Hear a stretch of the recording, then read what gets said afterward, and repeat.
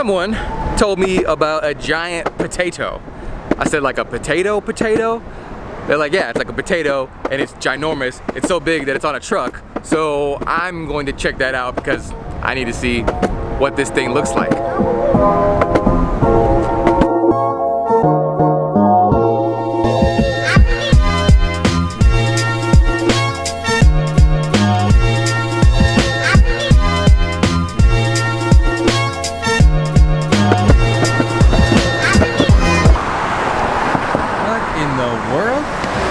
It really is a big potato.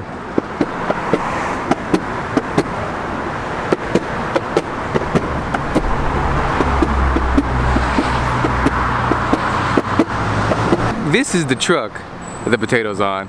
So I'm gonna go across the street so you can see how big this thing is. It's enormous.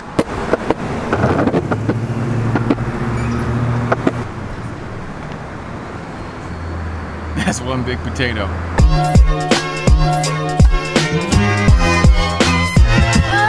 So, while I was in Chicago for the Chicago Marathon, I had an accident. As many of you know, it was pouring down rain and the weather was really bad. It was cold and wet and slippery, and I crashed my skateboard. What's even worse was I crashed it while I had my camera with my big 70-200, you know, this big $2,000 lens on it. I crashed it while having that on it. I dented the lens, I busted up my knee, and it was still pouring down rain, so essentially I had to part ways with it. But it wasn't all bad, you know, it was a cheap little penny board and I was looking to get a new board anyway. So because I crashed that board, obviously I need to get a new one, and I've been thinking about what I was gonna get, and I really decided that I wanted to get some type of electric skateboard, some type of boosted board, and I think I settled on one.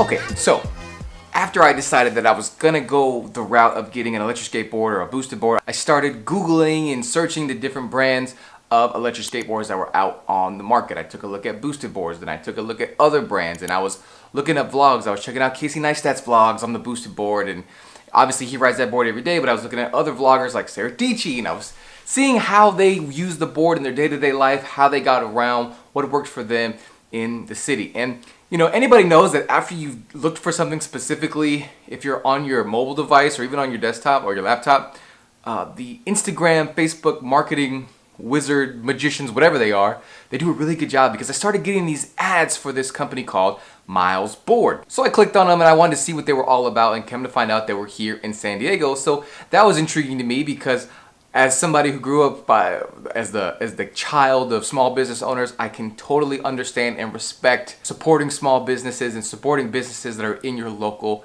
community. So I went on down and I actually tested both of the boards that they offered. And if you've been on my Instagram any time in the past week or two, then you've seen on my story, here, let me show you.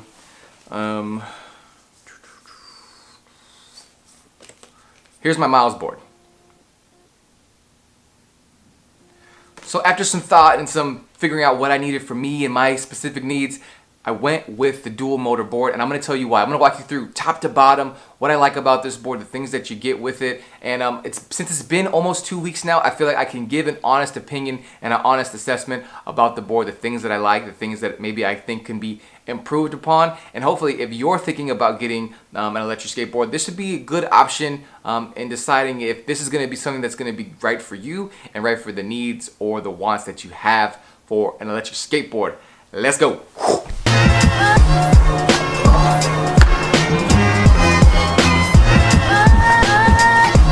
So right now I'm gonna head somewhere where I can show you some of these features of this board, and so that way I don't have to worry about getting obliterated by a car in rush hour right now.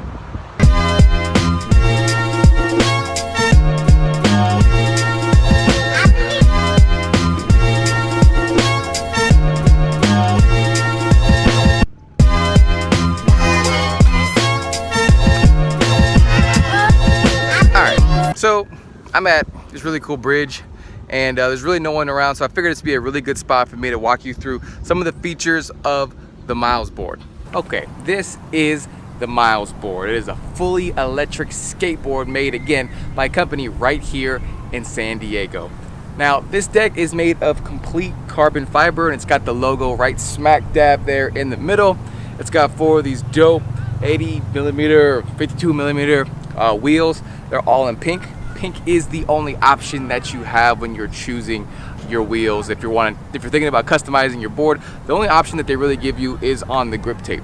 You can customize the grip tape. There are 2 options. You have this one, which is like a black pinstripe, and then you also have like a graphic, which is like the figure. It's called Curve, and it's pretty sweet. But for me, I like to keep it plain and simple, so I went with the black, and it's just got the one pinstripe that goes right down the middle, and then you do have the Miles logo right there on the grip tape as well. No matter which Miles board that you get, you are going to get a controller. They look like this, or if you have the single motor one, it looks a little bit different. The controller is pretty solid. It doesn't have that many buttons. It's got 2 buttons on the front, and then you do have your trigger, your controller, which is going to allow you to adjust your speed. And then on the side, you have the switch that'll let you toggle from beginner mode to expert mode, which essentially controls the board's functions on how fast it can go. All right, pretty self-explanatory on the board.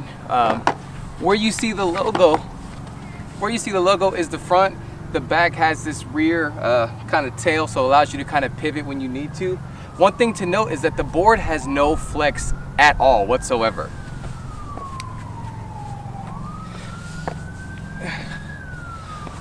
When you step on this thing, it's not gonna move. It's not gonna bend like a board that's made out of wood because because it's made out of carbon fiber. So it's one thing to keep in mind. When you go over bumps and you go over terrain that's not completely smooth, you're definitely gonna feel it. You're gonna feel some type of rattle, some type of shake.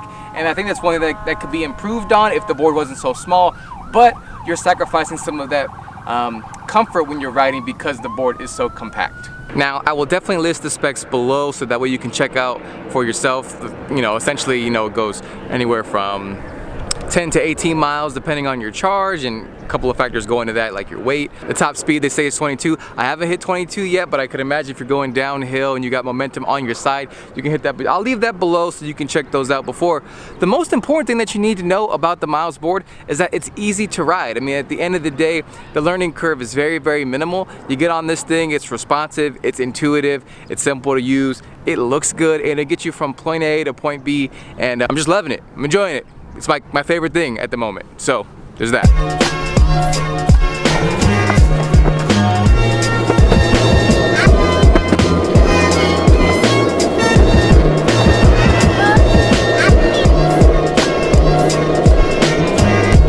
So real talk, I'm moving right now. The remote says 19 miles an hour. And like I said, I haven't hit that 22 yet, but I could imagine, again, just coming downhill and things like that, you could definitely hit that speed if you're working hard enough. One thing I will say though, there is a tremendous difference from being on paved road and being on road that's not paved. It's like night and day from the comfort level of how bumpy it is or how smooth it is being on that road.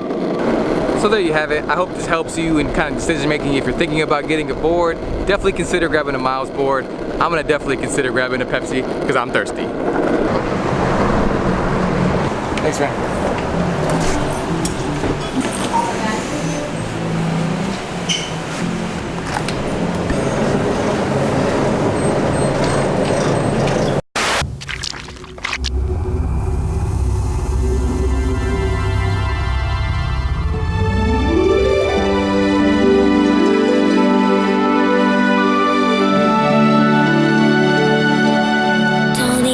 Think about